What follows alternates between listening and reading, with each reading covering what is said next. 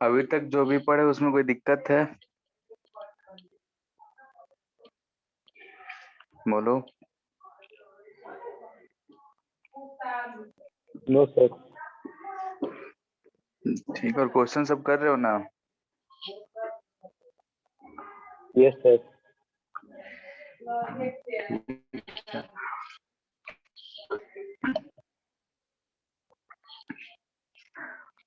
तो हम लोग आगे देखते हैं फिर। तो हम लोग शायद डाइलेक्ट्रिक के बारे में पढ़ रहे थे कि अगर कैपेसिटेंस है हमारे पास कोई, मान लेते हैं कि इसमें अगर कोई जिसका डाइलेक्ट्रिक कांस्टेंट के है, तो जो कैपेसिटेंस है वो के टाइम्स बढ़ जाता है। यानी कि अगर एयर में सी नॉट है, तो अगर हम डाइलेक्ट्रिक जिसका डाइलेक्ट्रिक कांस्टेंट के डालें तो के टाइम्स सर कैपेसिटी आपका बढ़ वॉइस जाएगा। बीच बीच में पूरा क्लियर नहीं आ रहा। तो कट रहा है कि घड़घड़ाहट टाइप का है? सर कट जा रहा है बीच बीच में थोड़ा।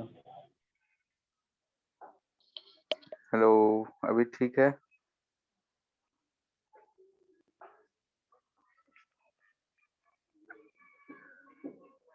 हेलो। यस सर अब सही लग रहा है। Yes sir. ठीक है, तो हम लोग यही देखे थे कि अगर हमारे पास कोई भी कैपेसिटर है और अगर हम उसके बीच में यानी दो प्लेट से उसके बीच में अगर हम कोई दूसरा मीडियम पुट कर देते हैं, यानी कि डाइलेक्ट्रिक मीडियम अगर हम पुट कर देते हैं, तो उसके डाइलेक्ट्रिक कांस्टेंट टाइम्स यानी के टाइम्स जो है कैपेसिटी बढ़ जा रहा है। और फिर हम लोगों ने देखा था, शायद इतना ही हुआ था डाइलेक्ट्रिक से रिलेटेड। Yes sir. और फिर हम लोगों ने देखा था कि एडवांटेजेस क्या है। अगर डाइलेक्ट्रिक हम लोग पुट करते हैं तो कैपेसिटेंस बढ़ ही रहा है, साथ में अगर एक पे हम पॉजिटिव चार्ज दे रहे हैं एक पे निगेटिव चार्ज, तो दोनों एक दूसरे को अट्रैक्ट करेंगे। तो बीच में अगर हम कोई और मीडियम जो कि इंसुलेटिंग मीडियम है उसे पुट कर दे रहे हैं, तो हमारा काम आसान हो जा रहा है दो अपोजिटिवली चार्ज प्लेट्स को सेपरेट करने के लिए। तो ये हमारा एडवांटेजेस है। अब इस डाइलेक्ट्रिक के बारे में हम लोग डाइलेक्ट्रिक स्ट्रेंथ जानते हैं कि क्या होता है। Strength and breakdown potential.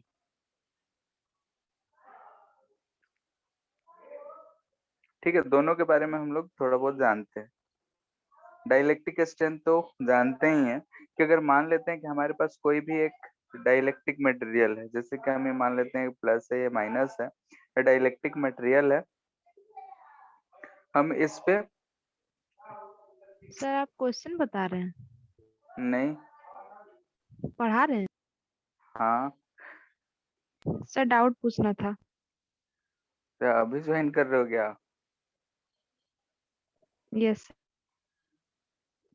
ठीक है, बोलो। Sir 22 number. बुकलेट या एचसीबी? एससीवी। एक मिनट।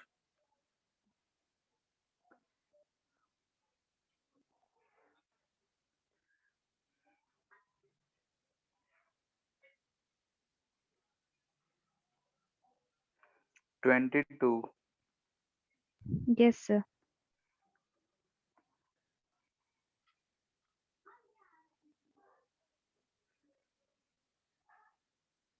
ठीक है, दो कैपेसिटर्स है, D1 D2 दोनों के बीच का दूरी है।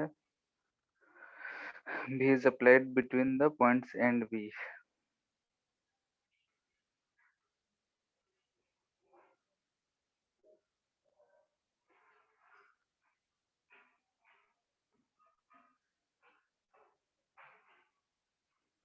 इसमें क्या दिक्कत आ रहा है बताओ?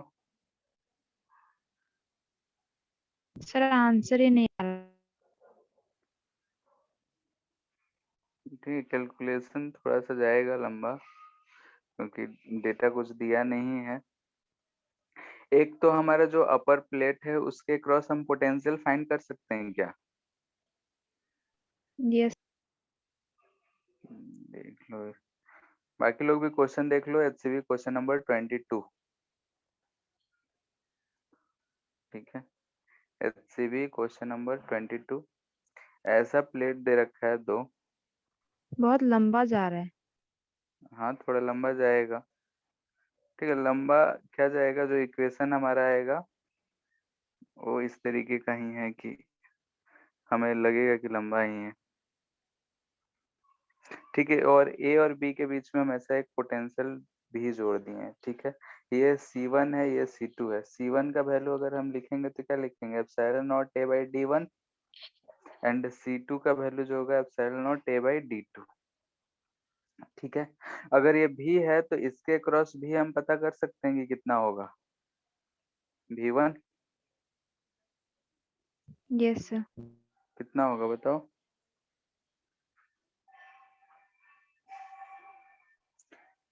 चार्ज जो भी होगा दोनों में सेम होगा, Q सेम है, यानी कि V is inversely proportional to C है।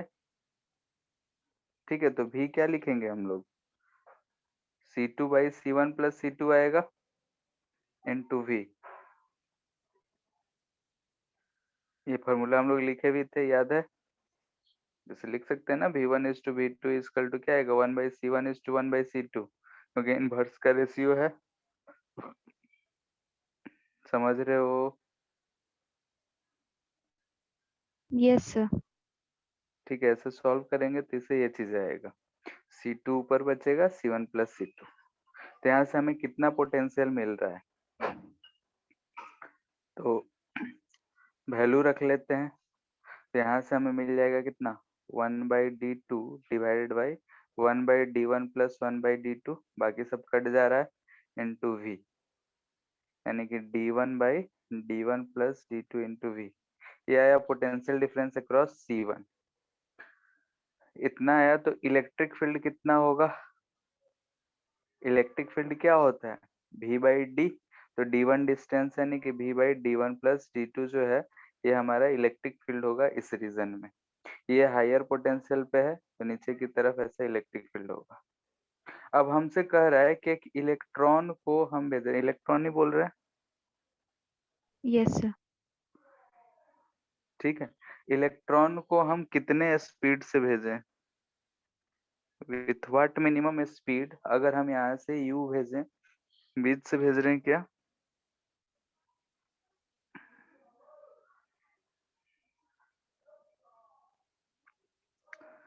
नहीं बोल रहे हैं। ठीक है, जो भी है, तो इलेक्ट्रॉन को अगर हम भेज रहे हैं तो इस पे फोर्स ऊपर की तरफ लगेगा, ऐसा इसका पाथ ऐसा होगा। Yes sir. ठीक है, तो ये वही वाला सिचुएशन हो गया कि यहाँ से ये जो लेंथ दिया है क्या,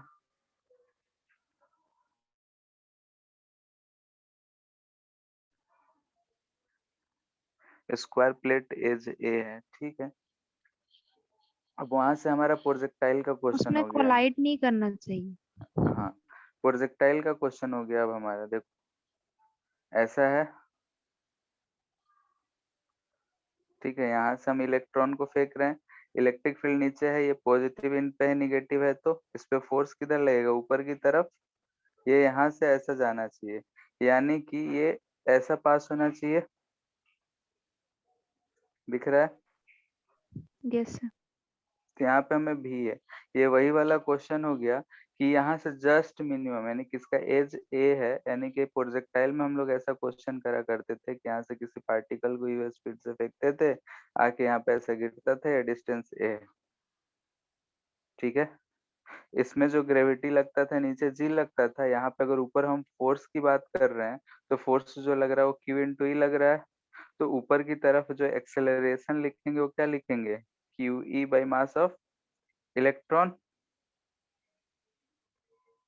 ठीक है, उसके बाद प्रोजेक्टाइल का फॉर्मूला लगा के सॉल्व कर लेना है, हो जाएगा। अब इसके बाद से तो नहीं बन रहा था। मतलब पूरा सॉल्व करवा ही लेना है ना। ठीक है, देखते हैं ये डिस्टेंस कितना है, D1।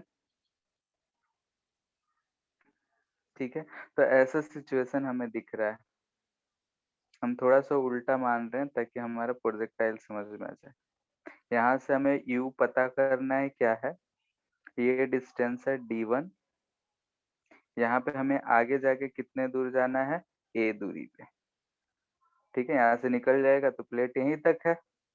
नीचे जो है फोर्स कितना लग रहा है, तो फोर्स लग रहा है QE, यानी कि E, E का वैल्यू हम लोग ऊपर कैलकुलेट किए हैं, M ये हमारा एक्सेलरेशन। तो यहाँ से अब हम सॉल्व करेंगे, तो y डायरेक्शन के लिए अगर सॉल्व करेंगे तो d1 इक्वल टू क्या होगा, 0 प्लस 1/2 a t स्क्वायर, यहाँ से टाइम निकल जाएगा 2m d1/e का अंडर रूट। बोलो अब यहाँ सर से ए तो q u E by m है ना। फोर्स क्या होता है, चार्ज इनटू इलेक्ट्रिक फील्ड ना होगा, यस सर। तो एक्सेलरेशन के लिए E इंटू ई लिखेंगे ना, चार्ज E है, इलेक्ट्रिक फील्ड E और मास m। Yes sir. अब U हमें निकालना है, तो U इंटू टी क्या होना चाहिए, A, यानी कि T क्या होना चाहिए, A/U। अच्छा T थोड़ी निकालना है, A/T। तो हमें क्या मिल जाएगा, A under root E/2m d1। E का वैल्यू पुट कर लेंगे,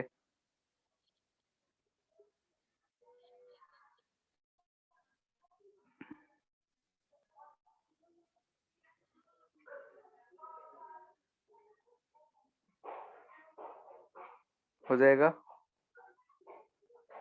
यस सर। ठीक है, ए को आंसर में ए स्क्वायर दे रखा है, तो अंडर रूट के अंदर ले जाएंगे तो ए स्क्वायर हो जाएगा। ठीक है,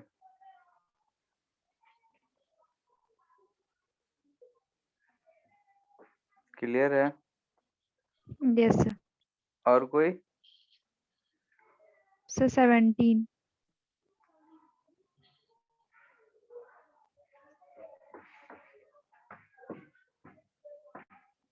17 तो लास्ट क्लास में बताए ही थे। मेरे सारे क्वेश्चन में कुछ न कुछ एरर आ रहा है, इसमें क्या दिक्कत है, एग्जैक्ट आंसर ही नहीं आ रहा।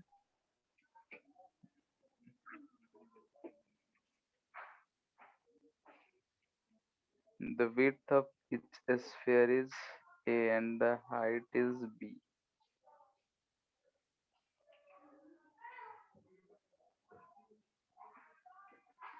हाँ तो जो हम लोग लास्ट क्लास किए थे वैसे सेम आंसर आ जाएगा। ठीक है, ऐसा पार्ट 3 कैपेसिटर बनेगा। मेरा आया epsilon naught A B bracket के अंदर 1/a plus 1/2a plus 1/3a। नहीं, ए की जगह epsilon naught A B bracket के अंदर 1/d plus 1/2d plus 1/3d। 1/b plus d d A 1/d plus 1/2d plus 1/3d। ये चीज, 1/b नहीं होगा। ये वाला नहीं है। Yes sir. तो यहाँ से d कॉमन ले सकते हो बाहर। Yes sir. तो कितना आ जाएगा,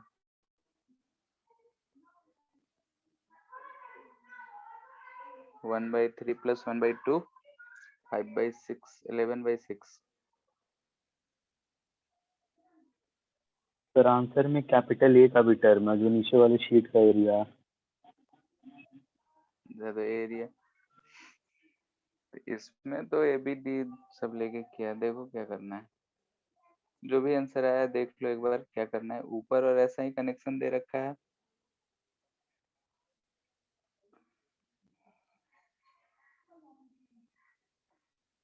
seventeen capacitor flat area A, नीचे वाला ए है तो उसका हम ये a/3 लिख सकते हैं, होगा तीनों, क्योंकि 3a लेंथ है, हम ए पार्ट तीनों का ले रहे हैं, दिख रहा है? ये 3a है, इसका एरिया a है, ये लेंथ a है, तो इसका एरिया कितना होगा? a by capital A by 3। Yes sir. ठीक है, तो ये चीज है, तो a by 3 a by 3 a by 3 तीनों का एरिया हो गया। अब डिस्टेंस की बात करें तो ये है हमारा d, ये है 2d और ये है 3d। नो सर, वो b प्लस डी होगा ना। अच्छा b दे रखा है, सॉरी। तो ये हो जाएगा b प्लस डी और ये हो जाएगा d प्लस 2b, ये हो जाएगा। Yes sir. क्लियर है? तो इसके बाद C1 लिखेंगे। C1 क्या लिखेंगे? Epsilon naught a by 3d होगा। Yes sir. C2 लिखेंगे तो epsilon naught a by 3 b plus D होगा। ठीक है, और C3 अगर लिखते हैं तो epsilon naught a by 3b plus 2b d plus 2b। ठीक है, तीनों पैरेलल में है। सर अब आ जाएगा। कहाँ गलती कर रहे थे? C2 और C3 में ही गलती कर रहे थे, गलत ले लिए थे हम। ठीक है, और कोई दिक्कत?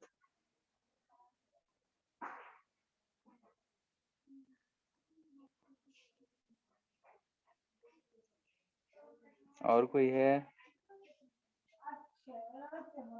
नहीं है? No sir. ठीक है, फिर तो आते हैं अपने टॉपिक पे फिर।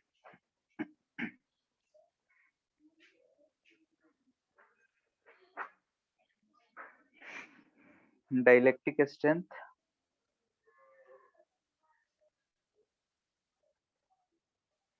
And breakdown voltage.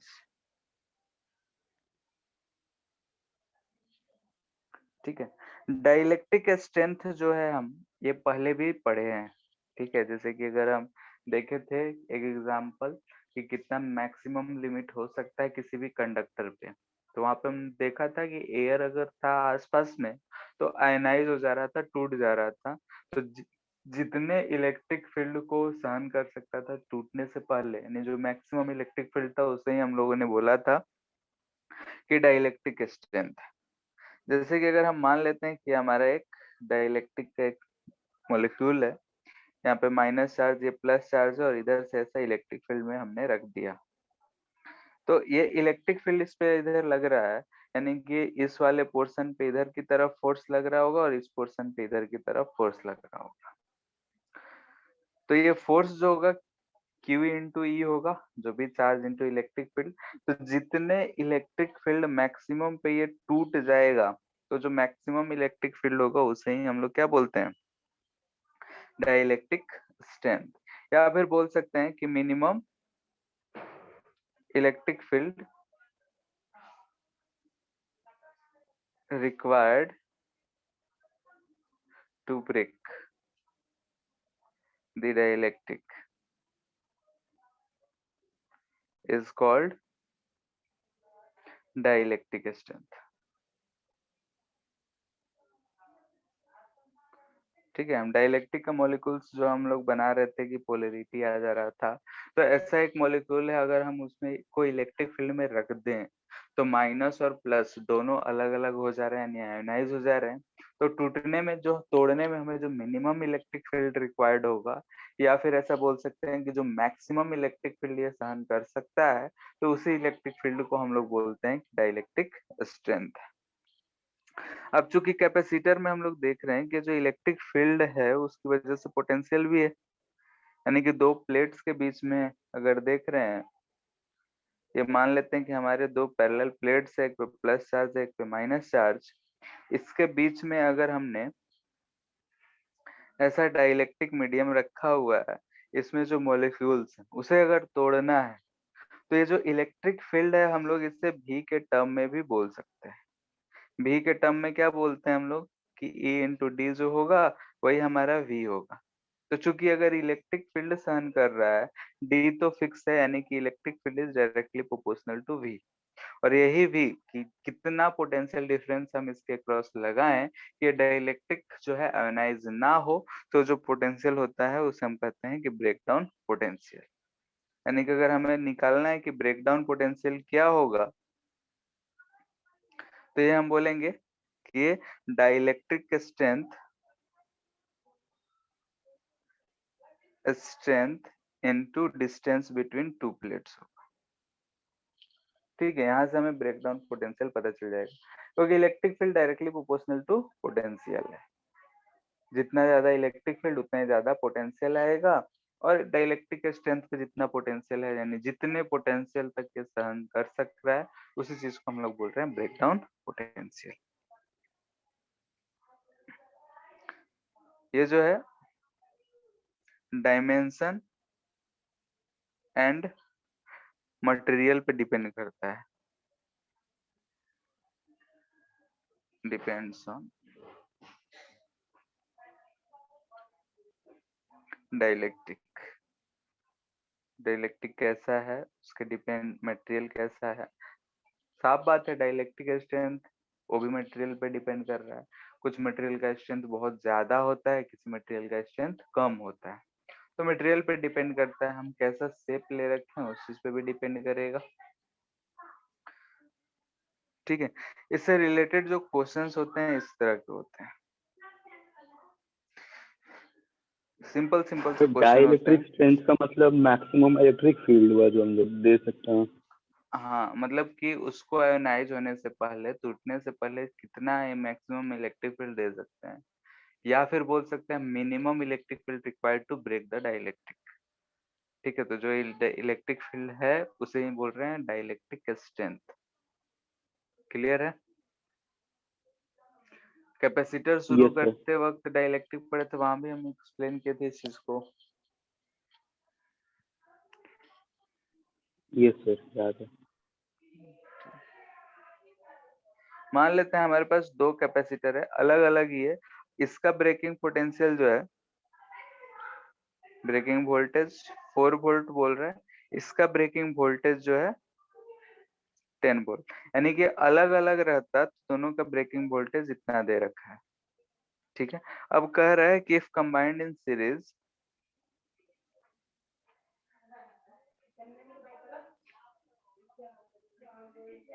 Then breaking voltage क्या होगा।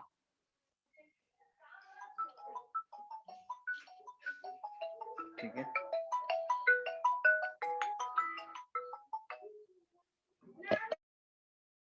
Hello hello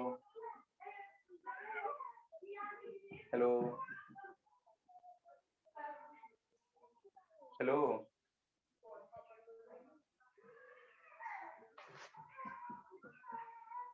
hello.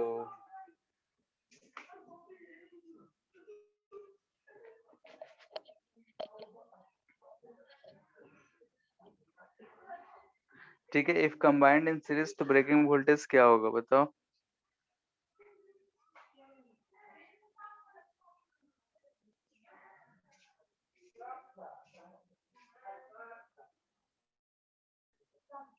आपके द्वारा डायल किया गया सर 4 वोल्ट। आपके द्वारा डायल की 4 वोल्ट नहीं,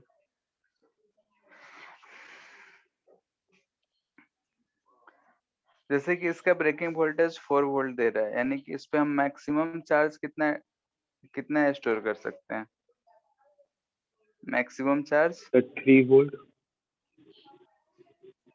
3 वोल्ट नहीं, 3 नहीं आना चाहिए, ज्यादा आना चाहिए। देखते हैं कैसे करेंगे। यहाँ पे अगर हम इस सिंगल की बात कर रहे हैं, 6 माइक्रोफेरेड की बात कर रहे हैं, तो इसको अगर हमने ऐसा 4 वोल्ट बोल रहे हैं कि इसका ब्रेकिंग वोल्टेज है, तो मैक्सिमम चार्ज इस पे कितना स्टोर हो सकता है, 24 माइक्रोकुलम होगा। और यस सर। इसकी अगर बात करेंगे तो क्यू मैक्स कितना होगा, 30 माइक्रोकुलम। अगर सीरीज में है तो हम इस सीरीज में चार्ज जो होता है वो सेम होता है, ठीक है। इन सीरीज जो चार्ज होता है वो क्या होता है, चार्ज फ्लो, ये सेम होता है, यही होता है ना। yes अगर sir. चार्ज फ्लो सेम होता है तो अगर हमें इस सर्किट में मान लेते हैं कहे कोई कि यहाँ से हमें क्यू चार्ज फ्लो कराना है, तो इससे टूटे बजाय नहीं कि सारे कैपेसिटर्स काम करे, तो हम मैक्सिमम कितना चार्ज फ्लो करा सकते हैं? अच्छा 27।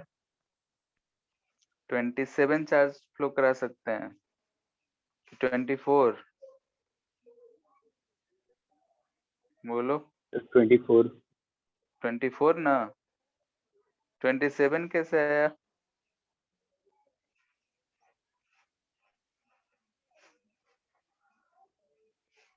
24 माइक्रो कूलम।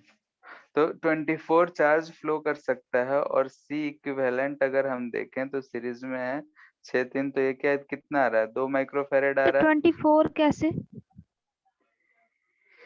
6 जो है 24 मैक्सिमम हो सकता है, 6 4 जा, ठीक, और ये 30 है। क्लियर है? yes sir. अब अगर हम यहाँ से चार्ज भेजेंगे तो 6 पे अगर 24 पहुंच गया तो टूट जाएगा, ब्रेक हो जाएगा। yes sir. लेकिन 3 माइक्रोफेरेड वाला तो अभी भी काम करेगा। क्लियर है? नहीं कि हम इस सीरीज से मैक्सिमम कितना चार्ज पास करा सकते हैं, 24 विदाउट ब्रेकडाउन। yes sir. ठीक है, तो अगर हम यहाँ से 24 पास कर सकते हैं, सी इक्विवेलेंट 2 माइक्रोफेरेड है, तो इसके लिए जो ब्रेकिंग वोल्टेज आएगा वो ब्रेकिंग वोल्टेज कितना हो जाएगा, क्यू बाई सी, यानी कि 12 वोल्ट।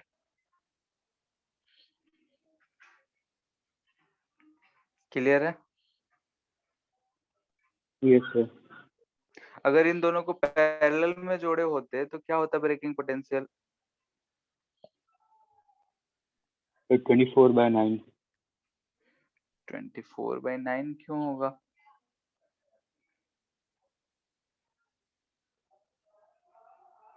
ओ सॉरी सर, वो उसमें करंट सेम नहीं है। सोच के बोलो। इन दोनों कैपेसिटर्स को अगर पैरेलल में जोड़े तो ब्रेकिंग पोटेंशियल कितना होगा?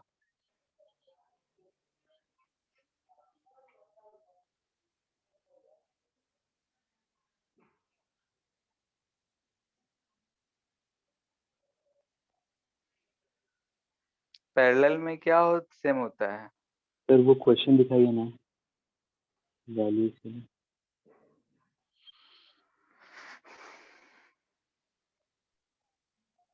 4 वोल्ट।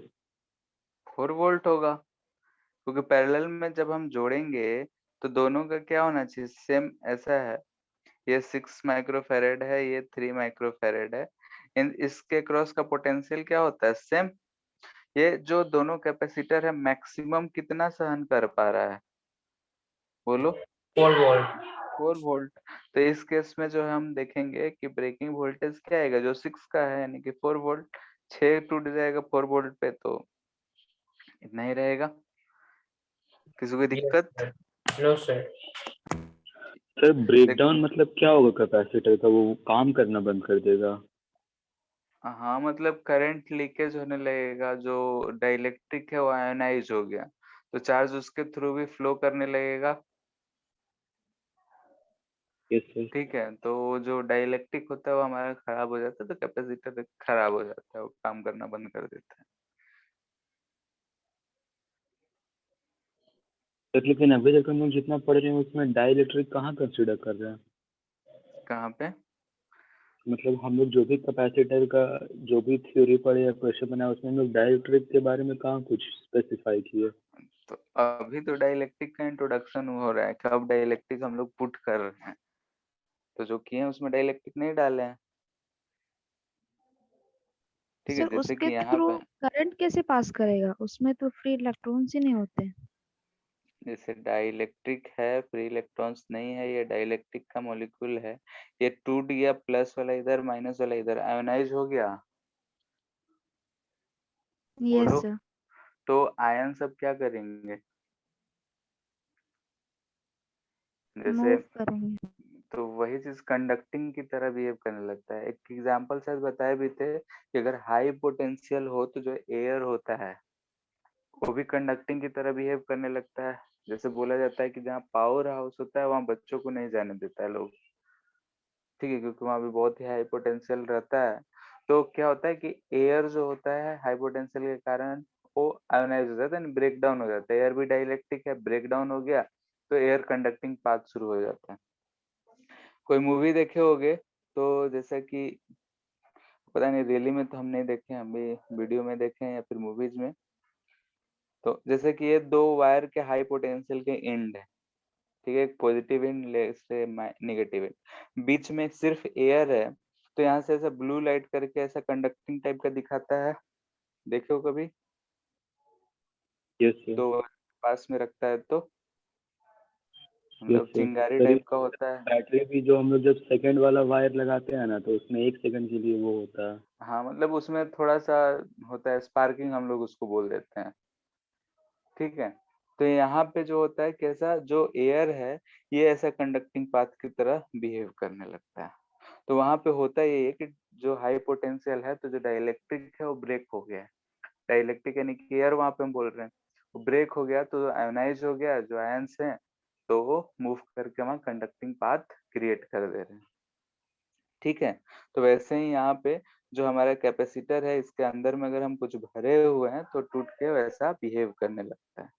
तो हमारा कैपेसिटर का काम तो कर नहीं रहा है, ठीक है, तो हम बोलते हैं खराब हो गया है, टूट गया है, ब्रेक हो गया है। क्लियर है? Yes sir. ठीक है, इसका ब्रेकडाउन वोल्टेज बोल रहा है 10 वोल्ट है, इसका ब्रेकडाउन वोल्टेज 6 वोल्ट है और इसका ब्रेकडाउन वोल्टेज 8 वोल्ट है। तो कह रहा है कि ब्रेकडाउन वोल्टेज ऑफ कॉम्बिनेशन क्या होगा।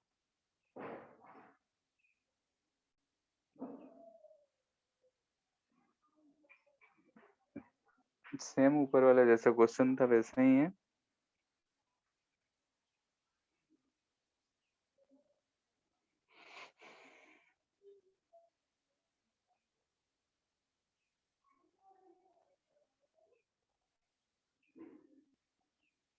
सबका क्यू मैक्स पता कर लेंगे। 20 वोल्ट।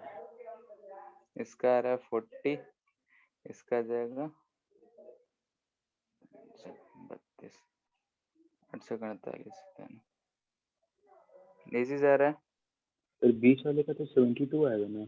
जहाँ 72 है 75, तो मैक्सिमम कितना ये पास कर सकता है, कौन से इसके लिए वैलिड होगा? 40।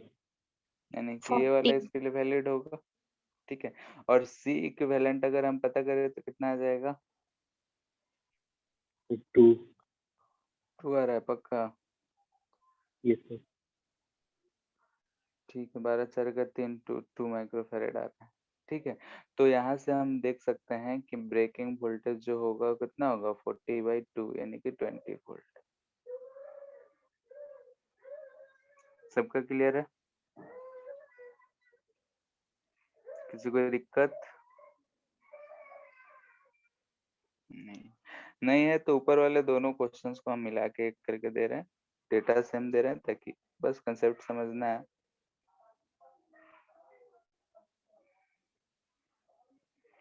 ये जो है 6 माइक्रोफैरेड है, 4 वोल्ट ब्रेकिंग वोल्टेज, ये 10 वोल्ट था, 3 माइक्रोफैरेड, ये 10 वोल्ट 4 माइक्रोफैरेड, ये था 6 वोल्ट 12 माइक्रोफैरेड, और ये कितना है 8 6 माइक्रोफैरेड, सर 12 वोल्ट। ठीक है। इसका बोल रहा है कि ब्रेकिंग वोल्टेज ऑफ कॉम्बिनेशन क्या होगा, क्या होगा बताओ? 12 12। वोल्ट। Yes sir. क्यों? क्योंकि ऊपर वाले का सॉल्व किए थे तो क्या था 12 वोल्ट, और नीचे वाले का सॉल्व किए तो 20 वोल्ट। तो ये पैरेलल में है, पोटेंशियल सेम होना चाहिए। अगर हम 12 से ज्यादा करेंगे तो ऊपर वाला सर्किट ब्रेक कर जाएगा, तो हमारा कॉम्बिनेशन ब्रेक करेगा। तो मैक्सिमम हम इसमें 12 वोल्ट ही पास कर सकते हैं।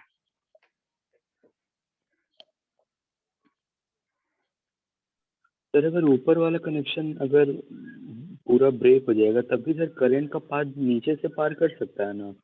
हाँ तो मतलब लेकिन सर्किट तो फंक्शनल रहेगा ना? काम करेगा, लेकिन जितना हमें जरूरत है वो करेगा क्या? नहीं सर। कॉम्बिनेशन तो टूट गया। Yes sir.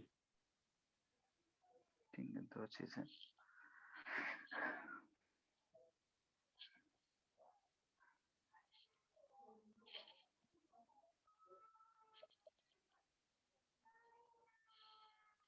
ठीक है, इंसर्शन ऑफ डाइलेक्ट्रिक है। हम लोग दो तरीके से इंसर्ट कर सकते हैं, यानी कि एट कांस्टेंट वोल्टेज, यानी कि वोल्टेज को कांस्टेंट रखें फिर इंसर्ट करें, या फिर at fixed charge on plates. Plates पे हम चार्ज फिक्स कर दे फिर इंसर्ट करें, या फिर वोल्टेज कांस्टेंट रखें। वोल्टेज को कांस्टेंट हम कैसे रख सकते हैं? जैसे कि हमारा प्लेट है, इसे हम किसी भी एक बैटरी से कनेक्ट कर दिए, तो इसके क्रॉस अगर हमारा पोटेंशियल V है तो इसके क्रॉस भी पोटेंशियल V रहेगा। ठीक है, अगर हम इसे हमेशा ऐसे ही कनेक्ट करे रहें और स्लोली स्लोली जो है डाइलेक्ट्रिक को हम इसमें पुट कर दें, ठीक है, धीरे धीरे धीरे धीरे एकदम स्लोली पुट कर रहे हैं ताकि वेरिएशन ज्यादा ना हो। ठीक है, यानी कि इस केस के लिए हमें क्या करना पड़ेगा? Capacitor is connected with a battery. अगर बैटरी से कनेक्टेड है और हम स्लोली इसमें इंसर्ट कर रहे हैं डाइलेक्ट्रिक, तभी ऐसा केस पॉसिबल। अगर तुरंत से डालेंगे तो हीट लॉस होता है, तो उसमें नहीं होगा। स्लोली स्लोली हम डाइलेक्ट्रिक को इसमें पुट कर दिए, तो इसमें क्या क्या इफेक्ट हो सकता है वो चीज हम लोग देखेंगे। तो फर्स्ट, अगर हम नया कैपेसिटेंस की बात करें, डाइलेक्ट्रिक कांस्टेंट के है, तो क्या होगा बताओ? नया सी क्या मिलेगा? K into C naught. C naught जो है वो एयर का था, यही होगा। Yes sir. In air, air में अगर हम निकाले तो ये कैपेसिटेंस है। सेकेंड, पोटेंशियल अक्रॉस कैपेसिटर की बात करें तो ये हमारा कांस्टेंट रहेगा। हम इस कैपेसिटर के क्रॉस में पोटेंशियल देख रहे हैं तो बैटरी से कनेक्टेड है तो ये हमें कांस्टेंट मिल रहा है। अगर पोटेंशियल कांस्टेंट है, सी बढ़ जा रहा है, तो चार्ज नया जो स्टोर होगा मैक्सिमम वो क्या पहले जितना होगा वो चेंज होगा? चेंज होगा, यस क्योंकि सर हमने चेंज होता है। पोटेंशियल को सेम रखा है लेकिन कैपेसिटेंस बढ़ा दिया है। तो क्या अब वो ज्यादा चार्ज स्टोर कर सकता है? कर यस सकता सर। है। कितना? सर के टाइम्स। के टाइम्स, यानी कि पहले सी नॉट वी नॉट था, अब के सी नॉट वी नॉट हो जाएगा, यानी कि के इंटू क्यू नॉट बोल सकते हैं। ठीक है, तो दिख रहा है कि चार्ज जो है के टाइम्स बढ़ गया। ये सारे थ्योरी में पूछे जाते हैं क्वेश्चन, मल्टीपल चॉइस में या थ्योरेटिकल। हम ऐसा करेंगे तो ऐसा होगा, क्या होगा, कितना बढ़ेगा। तो इस चीज को ध्यान रखना है कि जब बैटरी कनेक्टेड है और डाइलेक्ट्रिक को जब हम पुट कर रहे हैं तो पोटेंशियल कांस्टेंट, पोटेंशियल कांस्टेंट है, कैपेसिटेंस तो भाई के टाइम्स बढ़ रहा है, चार्ज हमें देखा कि ये भी के टाइम्स बढ़ गया। ठीक है, दोनों प्लेट्स के बीच में जो पोटेंशियल एनर्जी है उसके बारे में क्या कमेंट कर सकते हैं हम लोग? ये क्या होता है? हाफ सर सी बी बढ़ेगा। स्क्वायर। भी कांस्टेंट है, क्या ये भी के टाइम्स हो जाएगा? Yes sir. के इंटू यू नॉट हो जाएगा। क्लियर? ये भी कितना टाइम्स बढ़ रहा है? के टाइम्स बढ़ जा रहा है। Fifth, electric field between plates. Sir के टाइम्स घटेगा। कैसे? सर वो डाइलेक्ट्रिक का तो प्रॉपर्टी ही होता है। हाँ, तो चार्ज सेम रह रहा है क्या? वहां पे हम लोग क्या लिखते थे? क्यू लिखते थे, तब लिखते थे Q by 2a epsilon naught into के टाइम्स घटा रहे थे। चलो यस सर। यहाँ पे हम लोग एक फॉर्मूला पढ़े थे V/D, ठीक है, इसे यूज कर रहे हैं। V चेंज हो रहा है क्या? D चेंज हो रहा है? नहीं, तो ये क्या रहेगा? सेम रहेगा। किसी को अगर ये वाला फॉर्मूला से होगा Q बाई भाई एप्सिलॉन नॉट आता है, कोई मीडियम रहता है तो हम लोग यहाँ K कर देते हैं, ऐसा ही लिखते हैं ना। तो अगर हम किसी यस मीडियम सर। के लिए ए डैश लिखेंगे तो Q जो है हमारा अब K Q नॉट हो गया है, और यहाँ पे एप्सिलॉन नॉट की जगह K एप्सिलॉन नॉट रखेंगे, तो क्या हमें फिर से सेम मिल रहा है? ठीक है, तो जैसे देखो हमारे इलेक्ट्रिक फील्ड फर्स्ट केस में क्या आ रहा है? सेम आ रहा है। किसी को दिक्कत? चलो इसको भी लिखे रहने देते हैं, बाद में अगर कभी देखोगे तो समझ आएगा। क्लियर है?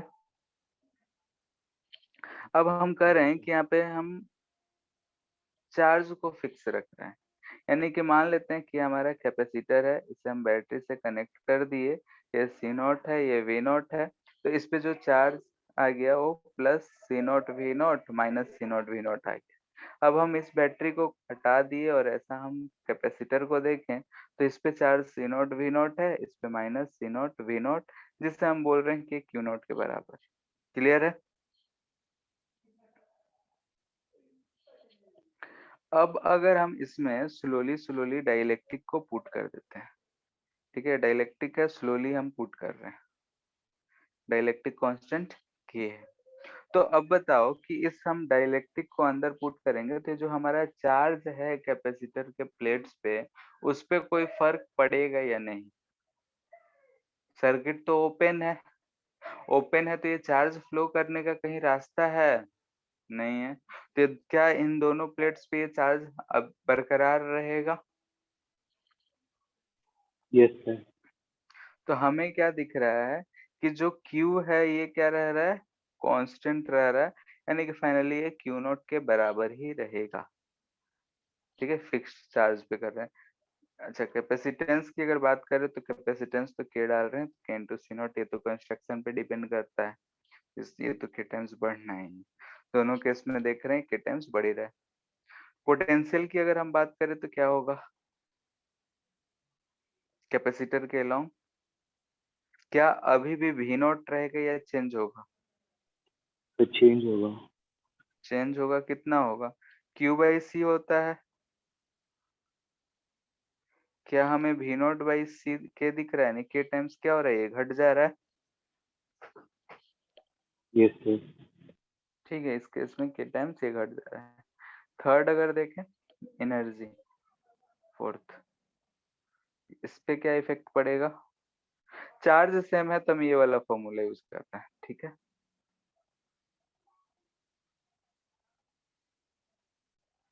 ये भी क्या दिख रहा है हमें? K टाइम्स घट जा रहा है। Yes sir. Fifth, electric field क्या इफेक्ट होगा? सर घटेगा के टाइम्स। K टाइम्स घटेगा। हम V बाई डी अगर लिखेंगे तो V तो खुद ही K टाइम्स घटा हुआ है, यानी कि V नॉट बाई के, डी में तो कोई फर्क पड़ेगा नहीं, तो ये E नॉट बाई के, ये भी K टाइम्स क्या हो रहा है? घट रहा है। ठीक है, तो यहाँ पे इस चीज को ध्यान रखना है कि कौन कितने टाइम्स बढ़ रहा है, कौन कितने टाइम्स घट रहा है, किस केस में। जब कांस्टेंट पोटेंशियल पे हम जोड़ रहे हैं तो चार्ज K टाइम्स बढ़ रहा है, कैपेसिटेंस तो भाई दोनों टाइम में K टाइम्स बढ़ रहा है, एनर्जी फर्स्ट केस में बढ़ रहा है, इलेक्ट्रिक फील्ड फर्स्ट केस में सेम रह रहा है। सेकेंड केस में देखें तो कैपेसिटर K टाइम्स बढ़ रहा है, चार्ज सेम है, लेकिन बाकी सब K टाइम्स घट रहा है। ठीक है, तो इससे रिलेटेड थ्योरेटिकल मल्टीपल बहुत सारे क्वेश्चंस मिलेंगे, मैट्रिक मैच, तो सारा अगर याद है तो सारा क्वेश्चन कर सकते हो। ठीक है, बस इसमें अगर ये दो चीज याद रखना है, तो कभी अगर बाकी भूल भी जाओ तो कर सकते हैं। तो ये कि इसमें पोटेंशियल कांस्टेंट रहेगा और इसमें चार्ज कांस्टेंट रहेगा कैपेसिटर। क्लियर है? बाकी सब तो इसी से डिराइव्ड। अगर ये दोनों कंडीशन फुलफिल ना हो तब उस केस में क्या होगा? जैसे चार्ज और पोटेंशियल कांस्टेंट दोनों उसको भी नहीं रहा तो? नहीं रहा तो फिर सब चेंज होगा। उसी के अकॉर्डिंग जैसा चेंज उसमें दिखाएगा उस हिसाब से हमको देखना पड़ेगा।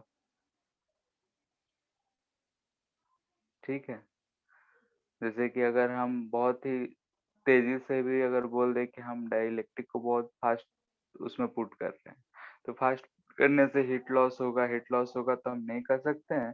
तो जो फाइनल एनर्जी है वो इतना ही रहेगा, पहले जितना रहेगा या फिर ज्यादा घटेगा, कितना घटेगा, तो वो सब फिर कंडीशन डिपेंडेंट हो जाता है।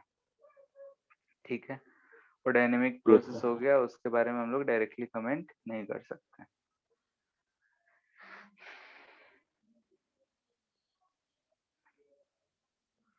नेक्स्ट है फाइंडिंग इक्विवेलेंट कैपेसिटेंस। ठीक है, आफ्टर पुटिंग डाइलेक्ट्रिक का बात कर रहे हैं तो डाइलेक्ट्रिक में ही अगर हमें इक्विवेलेंट कैपेसिटेंस फाइंड करना हो तो कैसे फाइंड करेंगे। जैसे हो सकता है कि हमारे पास ये दो प्लेट्स दे रखे हैं, प्लेट्स के बीच में ऐसा मान लेते हैं कि 3 टाइप के डाइलेक्ट्रिक भर दिए गए हैं। ठीक है, ये 3 डाइलेक्ट्रिक K1, K2, K3, इसका डिफरेंस T1 है, इसका थिकनेस T2 है, इसका थिकनेस T3 है। क्लियर है? तो इसका अगर हमें पता करना हो कि भाई टोटल कैपेसिटेंस कितना है, कैसे कर सकते हैं?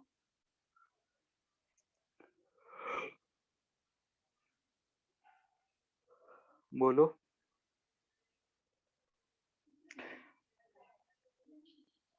देखो एक मेथड तो ये है, ठीक है, मेथड 1 हम डिस्कस कर रहे हैं। हम इसे क्या करें कि एक यहाँ बैटरी से ऐसा कनेक्ट कर दिए।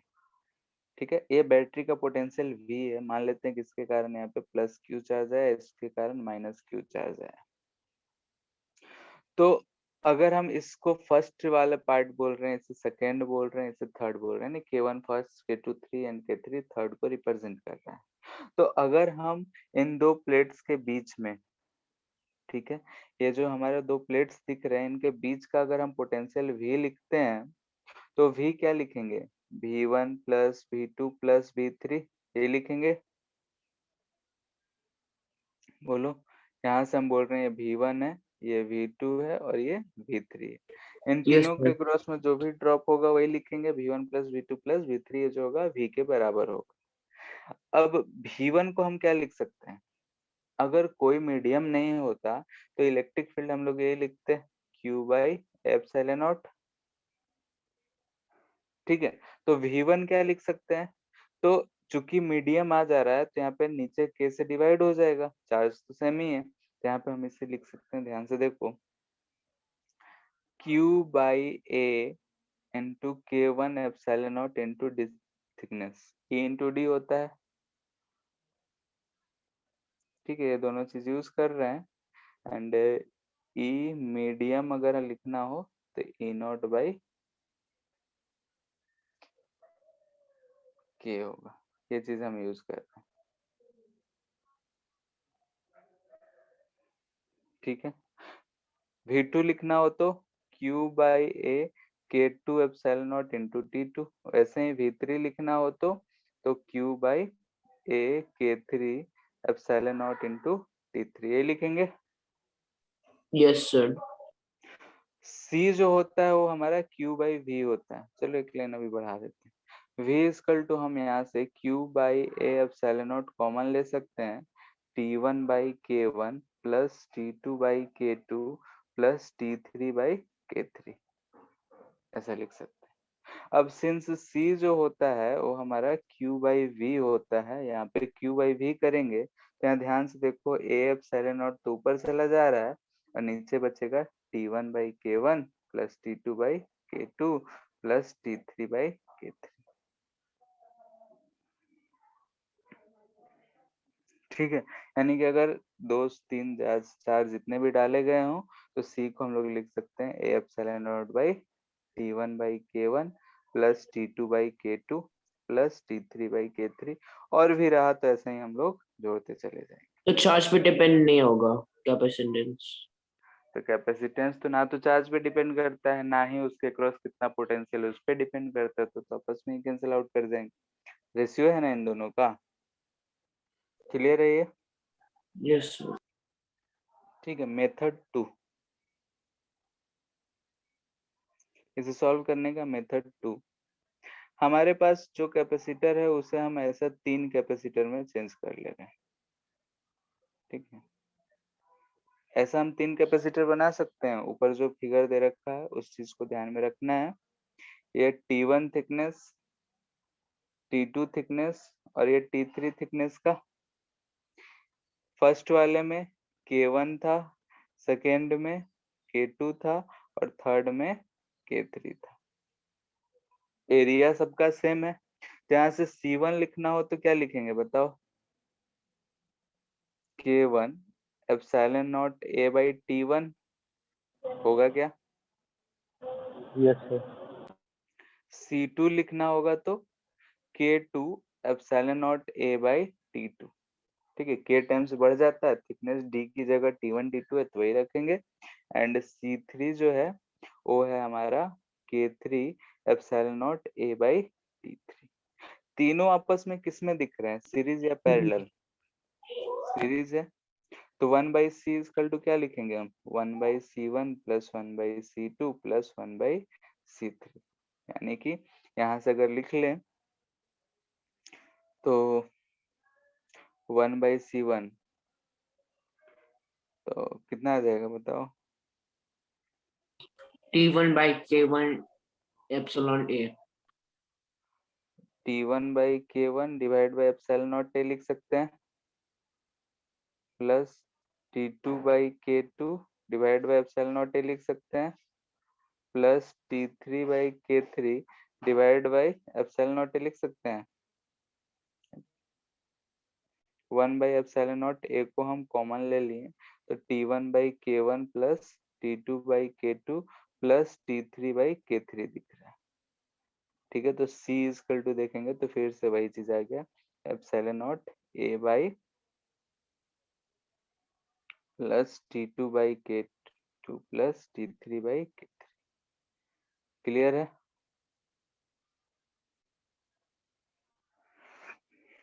ठीक है, दोनों से सेम चीज आ रहा है।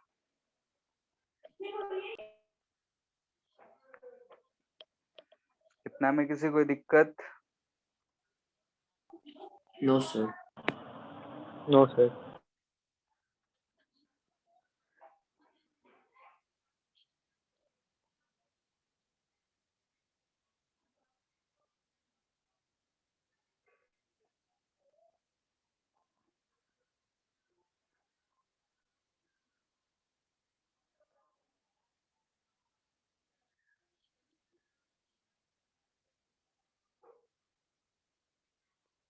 इसका C इक्विवेलेंट कितना आएगा?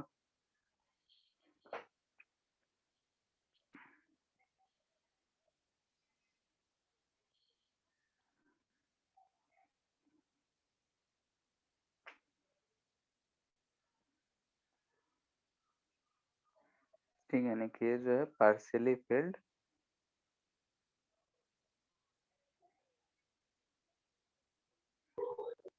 Capacitor. Sir, infinity. Sir, 0. Zero कैसे आएगा? सॉल्व करो। Sir epsilon naught A by T1 plus by K1 plus T2 by K2 plus D minus T1 plus T2 T1/K1 plus K1 T2/K2 माइ plus plus D minus T1 plus T2। यही होगा। Yes. ठीक है, यही आएगा। सबका आ रहा है, सॉल्व करना पड़ेगा। Yes, sir. ठीक है, एयर का क्या होता है? ये वाला डिस्टेंस कितना होगा? D minus T1 plus T2 और K ऑफ एयर क्या होता है? 1। तो यहाँ पे डिवाइड बाई 1 है। ठीक है, डायरेक्ट हम फॉर्मूला से लिख सकते हैं। तो इसी चीज को हम लोग याद रखेंगे, यानी कि यहाँ से C जो है वो क्या है? एप्सिलॉन नॉट A बाई, इस तरीके से लिखेंगे, D minus T1 plus T2 plus जितना भी दिया रहे, जो भी दिया रहे लिख देंगे, फिर यहाँ पे plus bracket T1 by K1 plus T2 by K2 plus जितना भी मटेरियल दिया रहे, जितना भी पार्ट में भरा हो वो चीज लिख देंगे, ये हमारा आंसर आ जाएगा। ठीक है, यहाँ पे अगर ध्यान से देखें तो ये चीज क्या रिप्रेजेंट करता है, D minus T1 plus T2 plus जो भी किए हैं, तो ये जो है टोटल में से जितना भी पार्ट में डाइलेक्ट्रिक है उसे हम रिमूव कर दिए। ठीक है, हमारा जो सी था epsilon naught A by D हुआ करता था, तो डी में जितना पार्ट में एयर नहीं है उसे रिमूव कर दिए, और ये सब जो रिप्रेजेंट कर रहे हैं वो इफेक्टिव लेंथ रिप्रेजेंट कर रहे हैं, length of dielectric in air. यानी कि अगर हम ये K1 वाला T1 दूरी पे रखें तो एयर में जो है अगर वो मीडियम नहीं होता तो हमारा थिकनेस कितना होना चाहिए था, T1 by K1 same capacitance होने की। बात समझ आ रहा है? तो T1 by K1 T2 by K2 ये सब क्या रिप्रेजेंट कर रहा है, इफेक्टिव लेंथ। यानी कि अगर हम उस मीडियम की जगह एयर रखना चाहें तो इतना लेंथ का एयर हम रख सकते हैं, तो सेम हमारा कैपेसिटेंस रहेगा। क्लियर है इतना? सर एयर का लेंथ कैसे हो सकता है? लेंथ मतलब कि ये दो कैपेसिटेंस के बीच का ये दूरी का बात कर रहे हैं। Yes sir. ठीक है, जैसे कि यहाँ पे इतना लेंथ में एयर है ना, तो उस चीज का बात कर रहे हैं। ठीक है,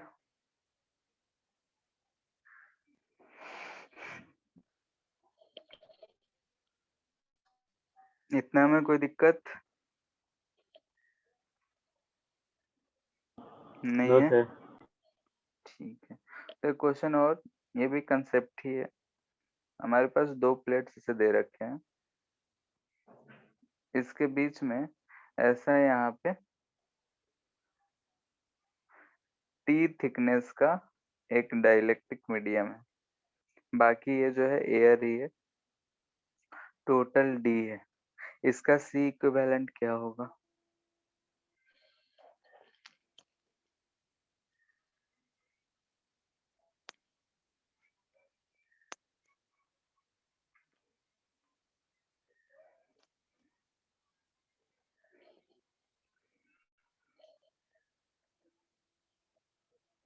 सर डाई इलेक्ट्रिक कांस्टेंट क्या है मटेरियल का? कि sir epsilon naught A by D minus T plus T by K D minus T by plus K. K. ठीक है, सॉल्व कर रहे हो कि डायरेक्ट लिख रहे हो?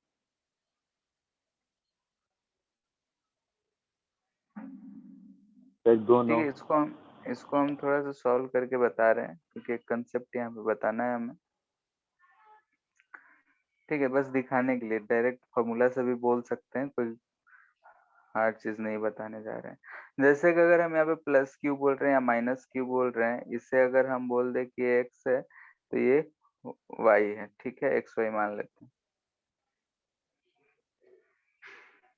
ठीक है, T1 T2 जो भी मान सकते हैं।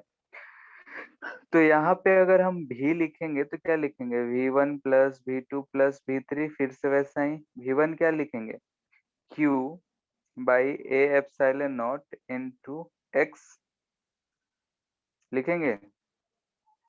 V2 लिखना होगा तो Q into T divided by A epsilon naught into K plus Q into y divided by A epsilon naught, ये चीज आएगा। तो यहाँ से हम Q by A epsilon naught को कॉमन ले लें तो यहाँ पे मिलेगा x plus y plus T by K, ये मिल रहा है। ठीक है, तो यहाँ से अगर हम C इक्विवेलेंट लिखना चाहें यानी कि C लिखना चाहें तो ये हमारा Q बाई वी होगा। Q बाई वी यानी कि epsilon naught divided by x D plus minus Y plus T by के।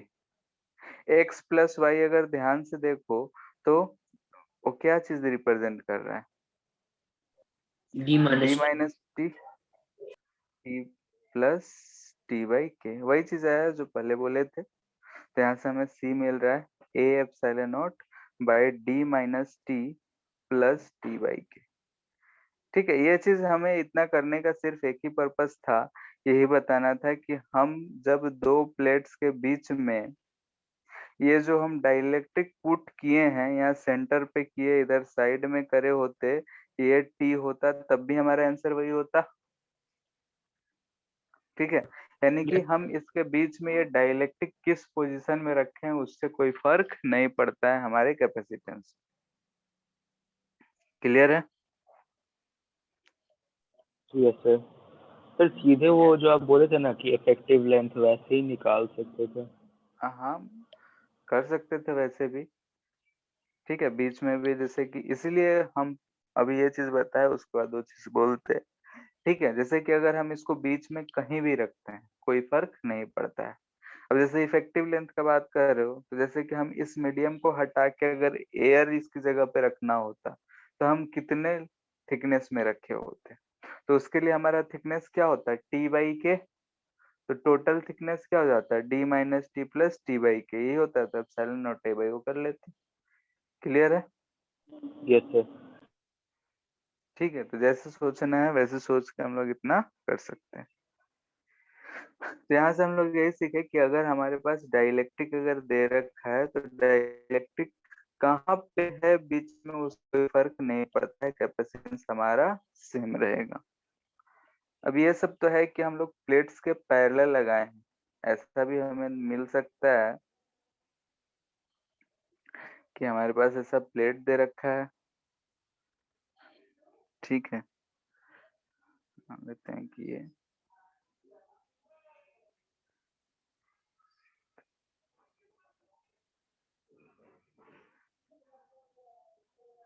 ठीक है, ये प्लेट है मान लेते हैं। इसके बीच में हमने जो डाइलेक्ट्रिक भरा है इस तरीके से भरा है।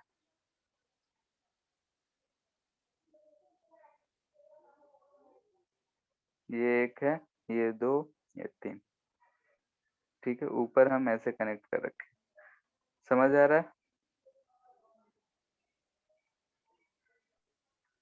Yes, sir. ये K1 है, ये K2 है, ये K3 है। ये थिकनेस तो अब D है। ठीक है, एरिया में यहाँ पे कुछ भी दे सकता है, लेट से x1 x2 और ये x3 है। ठीक है, तो उसके अकॉर्डिंग ही एरिया चेंज होगा। तो x1 x2 x3 के ही टर्म में ले लो।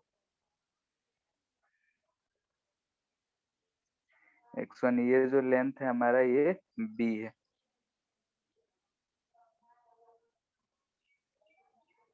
तो क्या ये हमें ऐसा दिख रहा है?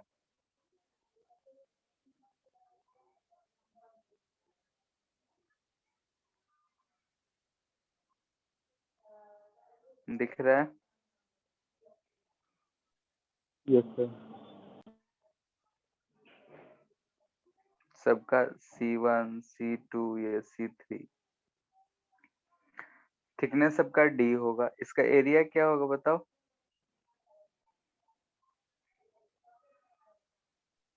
Sir B into x1 plus x2 plus x3। Total नहीं, सिर्फ इसका हम बोल रहे हैं, फर्स्ट वाले का। सिर्फ B इंटू एक्स1 होगा, क्योंकि इतना ही पार्ट यस तो सर। होगा। यही वाला एरिया को रिप्रेजेंट कर रहा है A1। ठीक है, ऐसा अगर करेंगे तो ये वाला एरिया रिप्रेजेंट कर रहा है A2। समझ आ रहा है? Yes sir. तो A2 अगर लिखेंगे तो क्या दिख रहा है, B into x2। And A3 अगर देखे तो ये हमें दिख रहा है B इंटू x3। सबका जो थिकनेस है वो D ही है। तो C1 अगर हम लिखेंगे तो क्या दिखेंगे, C is equal two plus C3। C1 बोलो। Sir epsilon epsilon not not b into x1 by d।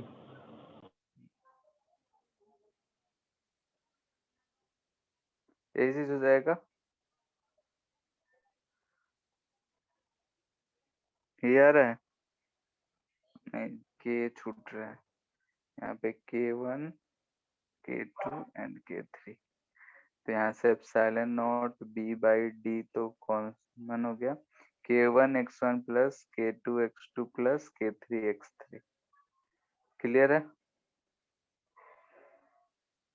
हो सकता है एरिया दे दे, कि A/3 एरिया है, A/2 एरिया है, तो उसी के अनुसार A/3 A/2 रहेगा, तो अपना काम कर लेना है। क्लियर है? किसी को दिक्कत?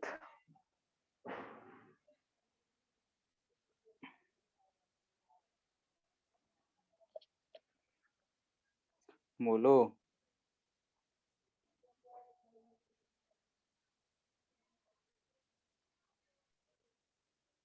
सर क्या वो मेरा कट गया था अभी। बोल रहे हैं कि एरिया अगर दे रखा कि A/2 है, A/3 है, A/4 है, ऐसा कुछ दिया रहेगा तो B/x1 चेंज हो जाएगा। Yes sir. ठीक है, तो अकॉर्डिंगली ही चेंज कर लेना है। ऐसा दो मटेरियल है, ऊपर K1 है, नीचे K2 है, दोनों के बीच का दूरी D है, C इक्विवेलेंट क्या होगा? Sir epsilon not A/2 into D into K1 plus K2। ठीक है, ये हमें कैसा दिख रहा है? ये चीज दिख रहा है, डिस्टेंस तो ये D ही है, ये भी D ही है, लेकिन एरिया A/2 हो गया है, ये भी A/2 हो गया है। C1 अगर देखे तो epsilon naught A/2D into K1, and C2 देखे तो epsilon naught A/2D into K2। ठीक है, तो C is equal to C1 plus C2 parallel है, एप्सिलॉन नॉट A/2D कॉमन हो जाएगा, K1 प्लस K2। किसी कोई दिक्कत?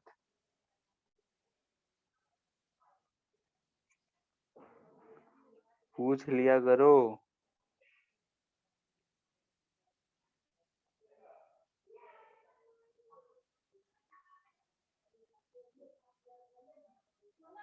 ये K1 है, K2 है, K3 है, इसका क्या आएगा?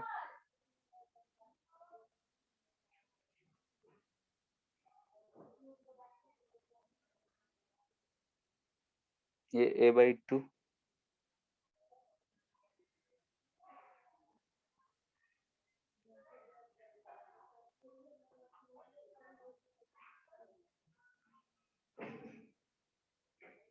क्या इसे ऐसा तोड़ सकते हैं? Yes sir.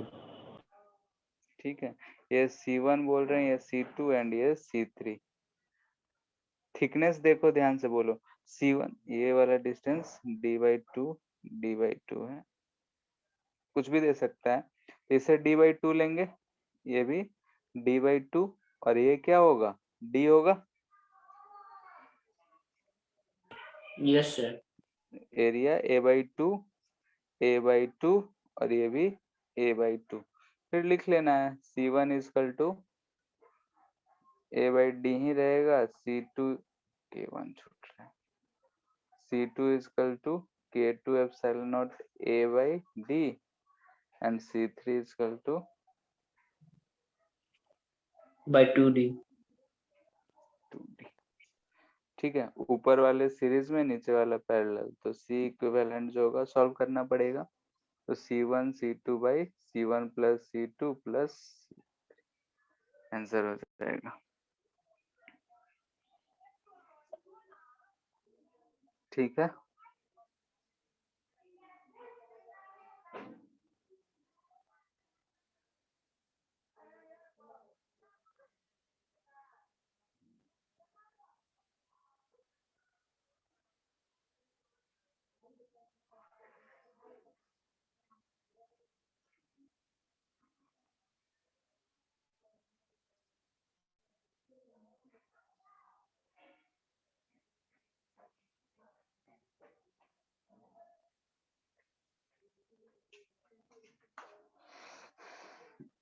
इसका कैसा कनेक्शन होगा? सर एक सीरीज में और बाकी दोनों पैरेलल में, उसके साथ सीरीज में।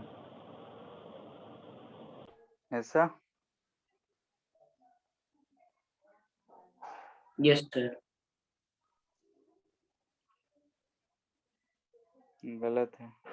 क्यों गलत है, कोई बताएगा? सर ये तो सेम ही होना चाहिए उस ऊपर वाले जैसा। ऊपर वाले जैसा कैसे होगा? यहाँ पे बीच में एक बाउंड्री है, इधर K1 है, K2 ऊपर, K3 नीचे, ये दो प्लेट्स हैं।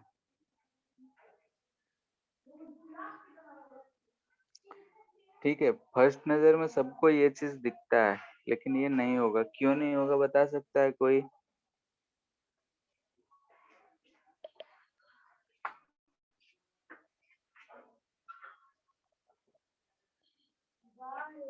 अच्छा, यहाँ पोटेंशियल जो है अलग अलग है, तो अगर हम इस पॉइंट को इस पे ए बोलते हैं, ठीक है, ये वाला लाइन को देखो P और इस लाइन को देखो Q, तो क्या PQ पे टोटल पोटेंशियल जो है ऊपर और नीचे सेम है क्या? No sir. No sir. नहीं होगा। नहीं होगा तो क्या हम पैरेलल में रख सकते हैं दोनों को, K2 और K3 को? No sir. जैसे C1 इसे बोले, C2 C3, इन दोनों को पैरेलल रख सकते हैं? नहीं, इधर का पोटेंशियल दोनों तो सेम है, बैटरी से कनेक्टेड होगा, लेकिन इस साइड का ड्रॉप यानी कि यहाँ का ड्रॉप और यहाँ का ड्रॉप दोनों सेम नहीं है, क्योंकि मटेरियल चेंज हो जा रहा है। ऊपर ऐसा सिचुएशन नहीं था, क्योंकि इधर से इधर जा रहे थे, ये इधर जा रहे थे, तो यहाँ से कुछ ड्रॉप हुआ होगा, यहाँ से ड्रॉप होगा, कोई फर्क नहीं पड़ता है, दोनों सीरीज में। ऊपर नीचे का बात करें तो ऊपर एक अलग चीज हो गया, नीचे अलग हो गया, दोनों के बीच पोटेंशियल सेम है। लेकिन यहाँ C2 और C3 के क्रॉस पोटेंशियल चेक करते हैं तो पोटेंशियल सेम नहीं होगा, क्योंकि यहाँ पे इलेक्ट्रिक फील्ड दोनों में सेम नहीं होगा, डिस्टेंस तो सेम है, तो पोटेंशियल सेम नहीं होगा, तो ये चीज हम नहीं कर सकते हैं। Okay, potential 2 is not equal to potential across 3। बात क्लियर है सबको? नो सर, हाँ, किसी नहीं कोई आया दिक्कत है? समझ।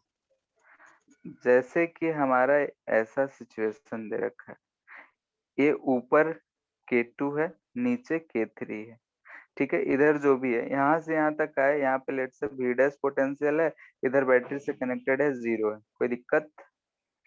अब अगर हम देखें यहाँ का इलेक्ट्रिक फील्ड और यहाँ का इलेक्ट्रिक फील्ड दोनों आपस में बराबर होगा क्या?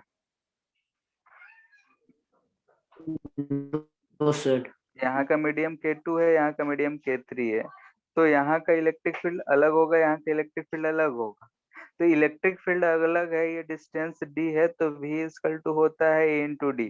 तो इसके क्रॉस का पोटेंशियल ड्रॉप और इसके क्रॉस का पोटेंशियल ड्रॉप दोनों सेम है क्या?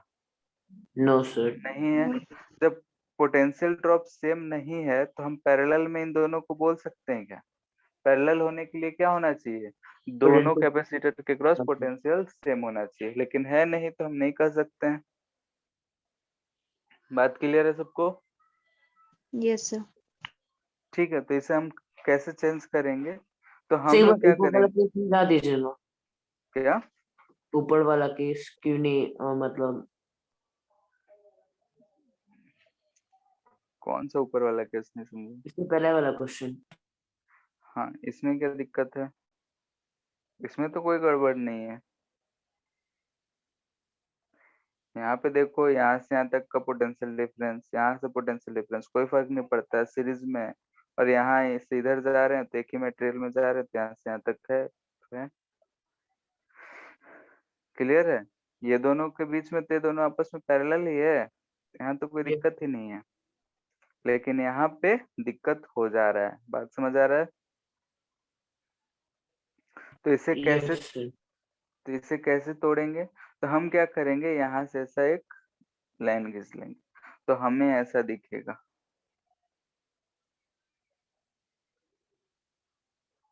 ठीक है, ये चीज है। यहाँ पे भी K1 वाला है, K1 वाला है, K2 वाला है, K3 वाला है। ठीक है, अब इसे अगर हम ऐसा बनाते हैं,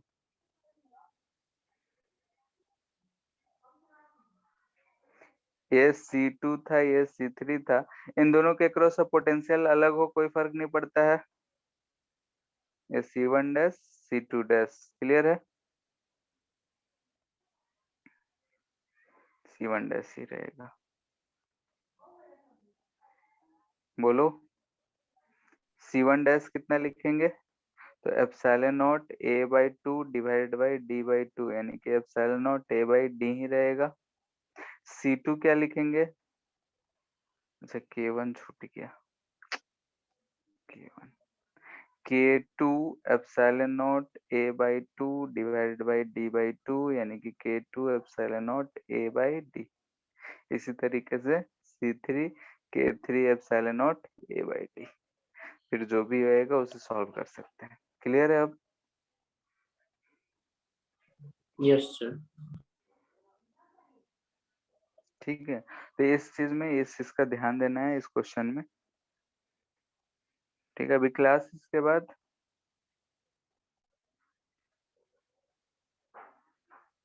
No, हाँ sir. No, sir. ठीक है, और एक दिन का बचा हुआ है, नेक्स्ट क्लास में करेंगे, तो आज हो नहीं पाएगा। ठीक है, तो नेक्स्ट क्लास में वही इससे रिलेटेड, यानी कि अगर हमारा डाइलेक्ट्रिक कांस्टेंट जो है वो अगर वेरिएबल रहा तो कैसे सॉल्व करेंगे। ठीक है, अगर प्लेट्स को तिरछा रख दिया तो कैसे सॉल्व करेंगे, वही सब चीज देखना है। फिर अगर हम किसी डाइलेक्ट्रिक को अंदर पुश कर रहे हैं स्लोली, तो डाइलेक्ट्रिक पे कितना फोर्स लग रहा है, वो सब चीजें हम लोग नेक्स्ट क्लास में देखेंगे। ठीक है, तो नेक्स्ट क्लास में हमारा कैपेसिटर खत्म हो जाएगा, तो एच.सी. वर्मा और बुकलेट दोनों कंप्लीट करो धीरे धीरे। सर एच.सी. वर्मा में कहाँ तक अब हो जाना चाहिए? लास्ट के कुछ क्वेश्चन छोड़ के सभी हो जाने चाहिए, बाकी क्वेश्चन ही बचा हुआ है, थ्योरी में लगभग हो ही गया है हमारा। ठीक है, तो पूरा कंप्लीट कर सकते हो। सर हम लोग का जो ग्रुप है उसमें आप इरोडोव का मतलब क्वेश्चंस डाल सकते हैं जो इम्पोर्टेंट है, मतलब बस क्वेश्चन नंबर, ठीक है, देख के बता देंगे। क्योंकि उसमें मतलब कुछ कुछ इरेलेवेंट क्वेश्चंस भी है मिक्स बीच में और उस हाँ पता नहीं हाँ चलता उसमें। हाँ, बीच बीच में तो है ही। ठीक है, पोटेंशियल कहाँ तक कर लियो इधर का? सर क्या? मतलब इलेक्ट्रोस्टैटिक का उसमें क्वेश्चन किए हो? नो सर उसमें नहीं, बस एच.सी. और मतलब बुकलेट से। ठीक है, इसमें क्वेश्चन नंबर 63 64 मतलब 65 66 के बाद छोड़ सकते हो, फोर्स वाला क्वेश्चन है। ठीक है, यस सर। बाकी कर लें। लास्ट में दो तीन जो है वो स्फेरिकल कैपेसिटर का अलग अलग वेराइटी का दे रखा है, तो उसे बनाने का कोशिश करना, बन जाना चाहिए, बाकी हो जाएगा। सर ठीक है, एक डाउट। लास्ट, हाँ बोलो। सर दो प्लेट है बनाइए, बता रहे हैं, हाँ, एक में पॉजिटिव चार्ज एक में नेगेटिव चार्ज, एक पे पॉजिटिव एक पे नेगेटिव। और तीनों फील्ड का जो इलेक्ट्रिक फील्ड बताना, तीनों रीजन में, हाँ, फर्स्ट सेकंड थर्ड। चार्ज दोनों पे सेम है, इक्वल एंड अपोजिट है। एक में पॉजिटिव एक में नेगेटिव है। मतलब इक्वल मैग्नीट्यूड का है कि अलग अलग मैग्नीट्यूड का है? नो से इक्वल है। तो इक्वल है तो इधर जीरो आएगा, इधर भी जीरो कैसे आएगा। इलेक्ट्रिक फील्ड यहाँ पे अगर प्लस क्यू चार्ज है तो इधर की तरफ क्या लिखेंगे बताओ, सीट है तो Q by 2a epsilon not. Yes sir. अगर हम इस पोजीशन पे देखते हैं ये पॉजिटिव चार्ज है तो इधर की तरफ क्या आएगा, क्यू बाई 2 एप्सिलॉन नॉट, और इस माइनस वाले के कारण इधर आएगा Q by 2 epsilon not. Distance yes पे तो सर। डिपेंड करता नहीं है, ये दोनों आपस में कैंसिल आउट कर जाएंगे। Yes sir. वैसे ही इस रीजन में देखेंगे तो इधर भी क्या आएगा, जीरो। क्लियर है? बीच में जाते हैं तो प्लस वाले के कारण इधर आएगा, माइनस वाले के कारण भी इधर आएगा, प्लस से दूर और माइनस की तरफ। तो यहाँ पे जब हम इस रीजन में इलेक्ट्रिक फील्ड लिखेंगे तो क्या लिखेंगे, दोनों एड अप हो जाएगा यानी क्यू बाई एप्सिलॉन नॉट। समझ गए। ठीक है, ये वाला चीज तो कैपेसिटर में हम लोग कितने बार किए हैं। और एनसीईआरटी के फर्स्ट चैप्टर में एक्सरसाइज में भी एक क्वेश्चन दे रखा है लास्ट में, ठीक है। एक बार एनसीईआरटी फर्स्ट और सेकंड चैप्टर थोरोली ऐसे ही पढ़ लेना है, ठीक है। Yes sir. ठीक है फिर। Thank you, sir. Thank you, sir. Thank you सबको।